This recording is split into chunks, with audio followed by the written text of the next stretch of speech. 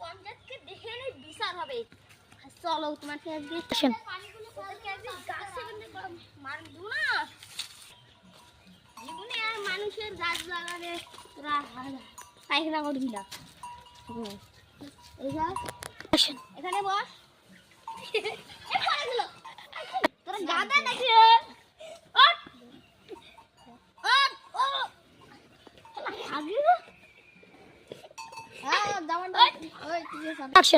আমি পঞ্চায়েতকে ফোন করতেছি।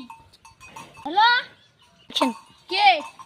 আমি উত্তর পাড়ার গাছ বাগানের মালিক বলছি। কি হয়েছে? আমাদের এখানে আমার গাছ বাগানে দুইজন প্রত্যেকদিন পায়খানা করে, তাই ওদেরকে আজকে হাতে নাতে ধরছি। ঠিক আছে, আমি এখনই যাচ্ছি।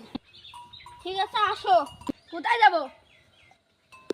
আমাদের বাড়ির পাশে চাংনার ওখানে। ঠিক আছে, ঠিক আছে, আমার বন্ধুর সঙ্গে যাচ্ছি। রাশিক, কি হয়েছে? ইমরানের দোকানে যেতে হবে। তাহলে চলো, আসো।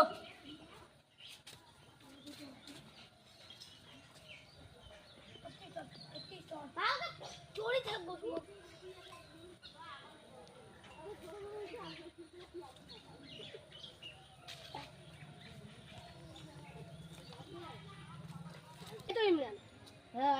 এই দুইজন প্রত্যেক দিনই আমার বাস বাগানে পায়খানা করে।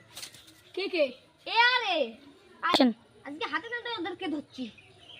প্রতিদিন আমার বাস বাগানে তোরা পায়খানা করিস তো, আমার গাছ বাগানে। আজকে তোরা হাতে নাতে ধরছি তো, আজকে তোমার বিচার হবে। তোমার তোর বাপের নাম না কাসেম, তোর বাপের নাম সেরাজুল।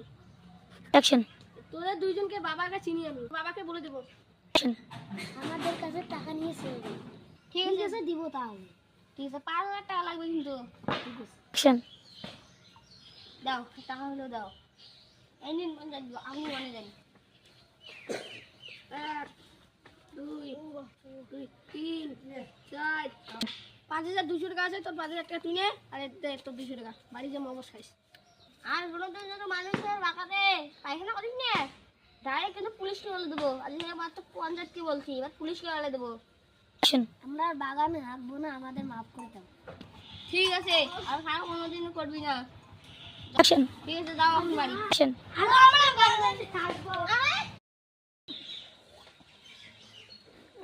খুব পায়খানা লেগেছে। হাঁটা, চল বাজলা বাড়ি হাঁটতে যাই।